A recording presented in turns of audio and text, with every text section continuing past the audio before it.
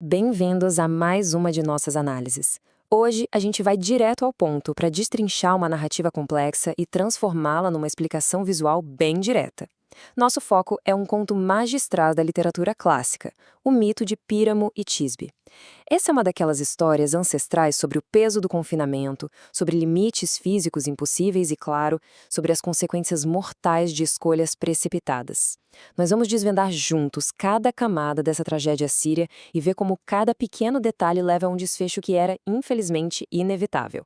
É uma jornada intensa, que vai do desespero de um amor proibido até uma transformação real na natureza, deixando um legado eterno. Vamos lá? Para começar a entender o nível de tensão aqui, escutem só esse desabafo. Ah, muro maldito, quem foi o infeliz que empilhou um a um os seus tijolos gelados e intransponíveis? Isso não é só uma frase de efeito dramático, tá? É a essência de todo o problema. Píramo, que era tido como o jovem mais belo da Síria, solta essas palavras totalmente consumido por uma frustração que a gente quase consegue tocar. Não estamos falando de um simples obstáculo arquitetônico. Isso era uma verdadeira tortura psicológica projetada para manter duas pessoas que se amavam completamente isoladas. A sensação de claustrofobia e impotência é imediata. Capítulo 1. O muro intransponível. A barreira física dividindo dois mundos. Para a gente entender o tamanho dessa barreira, precisamos lembrar de um detalhe que Píramo e Tisbe não moravam longe, eles eram literalmente vizinhos de porta na Babilônia. Só que o ódio inexplicável entre as famílias deles fez com que erguessem essa estrutura impiedosa. E olhem a realidade sensorial disso. A parede era indestrutível, absurdamente grossa, feita de pedras perfeitamente lisas e muito geladas. O construtor fez o trabalho de um jeito tão sádico que não tinha onde se agarrar. O texto original até descreve o Píramo tentando enfiar os dedos para achar um apoio e recolhendo as mãos com as unhas sangrando. O muro não só bloqueava o caminho, ele machucava fisicamente qualquer um que tentasse passar. Mas como a gente sabe, nenhuma obra 100% perfeita, né? E é aí que entra uma falha sutil. Uma fenda minúscula, esquecida pelo construtor, acabou virando a única tábua de salvação para os dois. Só que pensem bem, em vez de ser um alívio, isso criava um contraste agonizante. Eles conseguiam ouvir os suspiros um do outro, escutavam as juras de amor, mas era fisicamente impossível ver o rosto ou sequer encostar a ponta dos dedos de quem passava os bilhetinhos pela pedra. Esse contato puramente auditivo e incompleto foi exatamente o que fez a tensão narrativa ferver até chegar ao limite do suportável. E isso nos leva ao capítulo 2, o plano de fuga.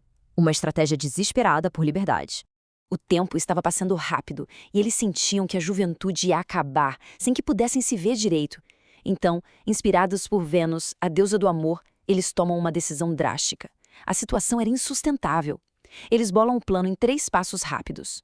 Passo 1, esperar o breu da noite. Passo 2, sair de fininho sem acordar ninguém em casa. E o passo 3, o mais importante de todos, o encontro fora da cidade, no túmulo de Nino, bem embaixo de uma moreira gigante cheia de frutos brancos como a neve, do lado de uma nascente de água. Guardem bem esse detalhe da árvore branca e da fonte, porque isso é absolutamente crucial para o que vem a seguir. Capítulo 3. O encontro com a leoa. O perigo imprevisto no túmulo. Agora, preparem-se para ver como o acaso pode ser cruel. Acompanhe essa linha do tempo, ela é a prova do desalinhamento mais trágico possível. Tisbe, cheia de coragem, cruza o campo escuro no meio da ventania e é a primeira a chegar. Ponto para ela. Só que logo em seguida, quem aparece na fonte para beber água? Uma leoa enorme, com a boca suja de sangue de uma caça recente. Tisbe entra em pânico e foge para uma gruta, mas, no susto, deixa a capa cair no chão. A leoa acha a capa, brinca com o tecido e rasga tudo com os dentes sujos de sangue. E o Píramo? Bom, o Píramo foi aprazado pelos cães de guarda da cidade e só chega muito tempo depois. Esse descompasso de minutos foi o que desenhou o destino deles para sempre. Capítulo 4. A tragédia dos amantes. O custo fatal de suposições precipitadas.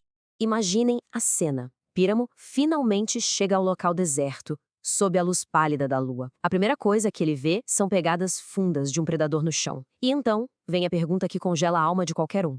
O que significam estas tiras ensopadas pelo sangue? A nossa mente, sob estresse, é uma inimiga perigosa, né? Ver as pegadas já era ruim, mas encontrar os farrapos da capa da Tisbe manchados de vermelho foi o nocaute. Ele não questiona, ele não procura pelo corpo, não grita o nome dela para ver se ela responde de algum lugar.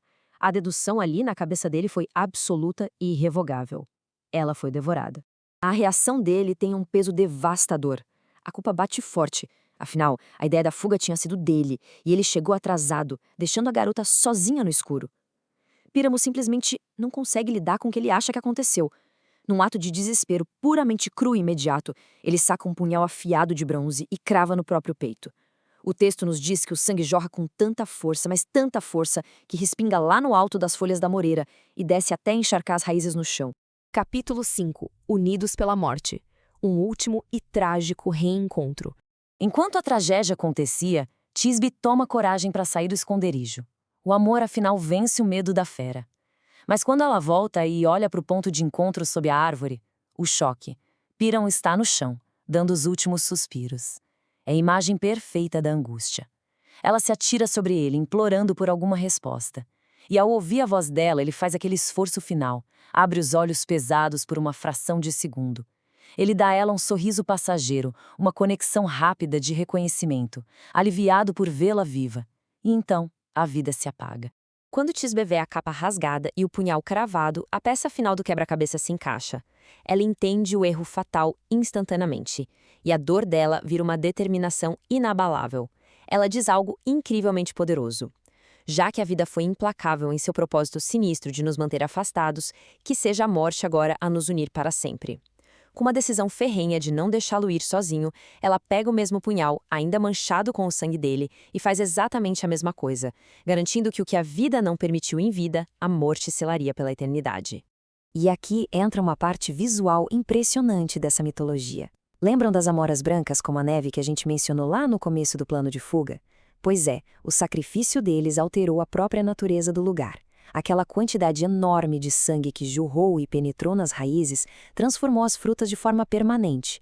O branco virginal inocente sumiu para sempre. No lugar dele, as amoras ganharam um tom vermelho escarlate brilhante, quase vítreo. É como se a natureza mesma estivesse de luto e marcasse fisicamente aquele evento para sempre. Para fechar, a resolução da história nos traz uma ironia muito amarga. Quando o sol nasce, os pais, exatamente os mesmos pais que ergueram aquele muro terrível de ódio, encontram os dois jovens mortos e entrelaçados. O peso dessa perda esmaga qualquer rivalidade. Num choro coletivo, as duas famílias finalmente se abraçam. As cinzas de Píramo e Tisbe são colocadas juntas numa única urna. É triste pensar, mas foi preciso a morte para que eles se tornassem, enfim, inseparáveis. Hoje, a lenda diz que a amoreira de frutos profundamente vermelhos permanece como um monumento vivo à devoção de Píramo e Tisbe. É uma memória que atravessa os séculos, lembrando a todos de um amor que transcendeu muros de pedra e a própria mortalidade. E para a gente encerrar nossa exploração de hoje, eu deixo uma reflexão provocativa. Será que as histórias de amor mais inesquecíveis e profundas são sempre aquelas definidas justamente pelo tamanho das barreiras que as pessoas são forçadas a tentar quebrar? Fica aí o pensamento para vocês. Até nossa próxima análise.